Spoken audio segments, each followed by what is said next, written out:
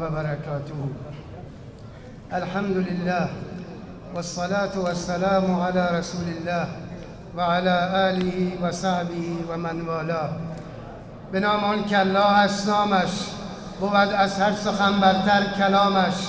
به نام آن که رحمان الرحیم است، به نام آن که خلاق کریم است. به نام آن که اندر ره راست دلیل و رهگشا و رهبر ماست. به نام آن که اندر روز محشر بود او مالک مطلق سراسر. الله ذوالجلال، خدای خوبی ها، عزیز و منان، دلپذیر و دلپسند، محبوب دلها، خدایی که با نام و یاد آن روح و روان انسان شاد میشه. خدایی که هر چه داریم از اوست، با آنچه نداریم به حکمت و فلسفه اوست. شکرگزاریم که به ما و شما سروران و بزرگواران توفیق صحت، سلامت، امنیت، همبستگی و توفیق حضور در این همایش نورانی، علمی، فرهنگی و معنوی را داد. سروران و بزرگواران، دقایقی مختصر درباره نبض جامعه، قلب جامعه، قوت جامعه، فرهنگ جامعه، نشاط جامعه، جوانان صحبت خواهیم کرد. جوانهای عزیز، اونهایی که تاریخ ساز بودند، جوان بودند. اصحاب کهف، انهم فتیة آمنوا بربهم، گروهی از جوانان. حضرت ابراهیم، اون بت شکن، وقتی بت‌ها را شکست و مشرکین برگشتند و گفتند چه کسی این کار را با بت‌ها کرده؟ قالوا سمعنا فتى یذکرهم یقال له ابراهیم. گفتند جوانی درباره آنها صحبت می‌کرد که نامش ابراهیم بود. سروران و بزرگواران، یاران رسول خدا، مصعبها، عمارها، یاسرها، دهها و صدها نفر صحابه جوان تاریخ ساز بودند. اختلاف هست که جوانی چه سنی است. بعضی میگویند از 20 سالگی تا 30 سالگی جوانی است. بعضی هم میگویند 20 سالگی تا 40 سالگی. به خاطر این است که در خیلی از کشورهای دنیا قانون است که رئیس جمهور از 40 سال به بالا باید انتخاب بشه. جوان عزیز، آیا به این احادیث رسول خدا صلی الله علیه و سلم توجه کردیم؟ رسول خدا در حدیث صحیح می‌فرمایند 7 گروهن که الله ذوالجلال آنها را روز قیامت زیر سایه خودش قرار می‌دهد، روزی که هیچ سایه‌ای نیست مگر سایه خداوندی. شاب نشأ فی عبادت الله، جوانی است که در جوانی پرورش یافته، عبادت خدا را کرده. طفلی به بازی، جوانی به مستی، پیری به سستی، پس کی خدا را میپرستی؟ به خود میگفتم که شیر شیر بود گرچه پیر بود. پیر که شدم گفتم پیر پیر بود گرچه شیر بود. سروران، در جوانی پاک بودن شیوه پیغمبری است، وگرنه گرگ ظالم در پیری می شود پرهیزگار. اگر پیریم درسته ولی مجبوریم. اگر مسئولی بالادستی تواضع داشته باشه زیباست. تواضع ز گردن فرازان نکوست، گدا گر تواضع کند خوی اوست. ای جوان، در همین حدیث رسول خدا می‌فرماید خداوند آن را زیر سایه خودش قرار می‌دهد. قلب معلق الی المساجد، اون دلی که معلق است به مسجد. ای جوان، آیا نمازهایت را در مسجد می‌خوانی؟ نماز خواندن در مسجد نشانه ایمان است. همانطور که خانه های خودمان را آباد می کنیم، دکور آنها را عوض می کنیم. خانه خدا را با نماز خواندن جوانان، پیران، بزرگان آباد کنیم. جوان عزیز، آیا توجه کردی که یک قسمی از کسانی که زیر سایه خداوند قرار میگیرند چشمی است که گریه میکند در خلوت به خاطر خدا؟ من و تو چقدر به خاطر خدا گریه کردیم که ای الله ما را تحویل بگیر، ای الله ما را پریشان مکن، ای الله ما را به کی می سپاری؟ به گناه، به ذلت، به خواری. جوان عزیز، آنچه که تو را خوار می کند، ذلیل می کند، ضعیف می کند گناه است. اگر بروی در برج خلیفه دبی که بزرگترین برج دنیاست، در آخرین طبقه یک ماه بمان، بهترین گناه های دنیا انجام بده، ولی هیچ. چرا؟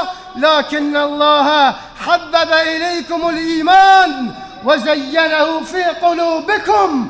جوان عزیز، خواهر من، برادر من، سرور من، گل من، نور چشم من، دست گل محمدی، اونچه که قلب تو را زیبا می کند، اونچه که تو را منور می کند تقوا است، ایمان.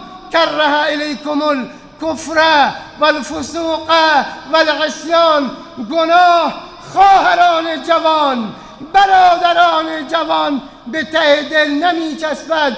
پدر و مادر شما برای شما آبرو خریدن، در چه زندگی سختی شما را بزرگ کردن. آبروها را حفظ کنید و به حدیث دیگر رسول خدا، چون وقت محدود است توجه کنید.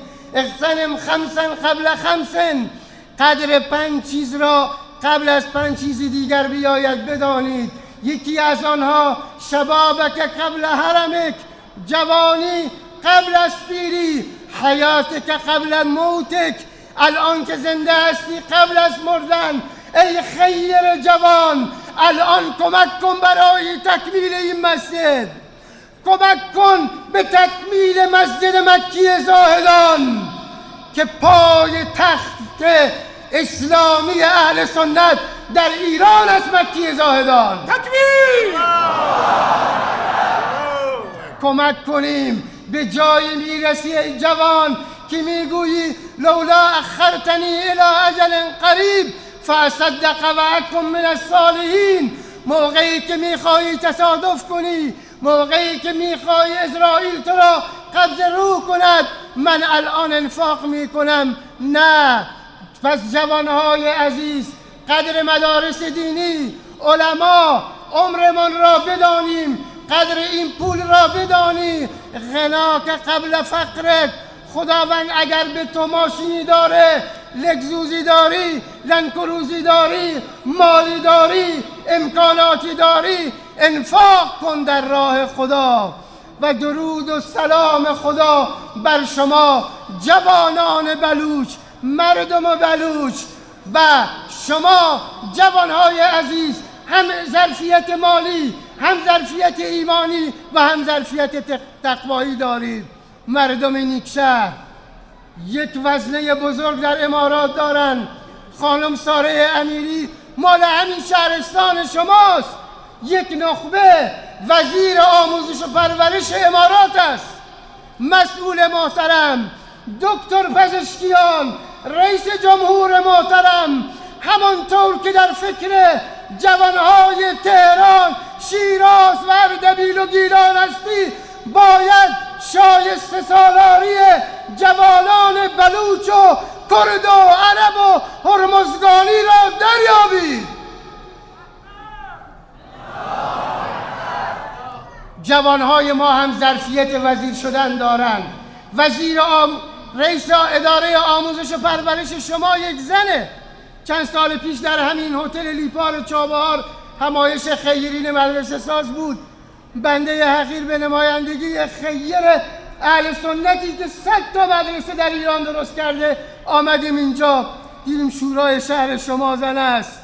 ما انتظارمون این است که در دولت جدید به مجلس هم تذکر می‌دهیم نمایندگان مجلس اجرای عدالت و عدم تبعیض، همونطور که در جلسه تهران پزشکیان گفتند این انتظار ماست. امروز سفرهای شیخ الاسلام مولانا عبدالحمید برکتی برای کشور ایران هستند. شیخ الاسلام برای سفر به استانها از آنجایی که قانون اساسی میگوید و حقوق شهروندی و حقوق مدنی ماست هیچ ممنوعیتی نباید داشته باشد. این حضور ضرری داره؟ باور کن برکت برای کشور، برکت برای استان، رحمت است. ما دنبال ناامنی نیستیم، ما دنبال همبستگی هستیم، اما حق و حقوقی داریم. اگر شیخ الاسلام سفیری از جامعه بزرگ اهل سنت و رئیسی و رهبری است، از روی دلسوزی است که بیاناتی را دارند. باری دیگر چون وقت محدود است، انشالله در جلسه های بعدی امشب و فردا عوامل موفقیت جوانان، موانع و در جلسه سوم در چه زمینه‌های جوانان را دریابیم صحبت می‌کنیم.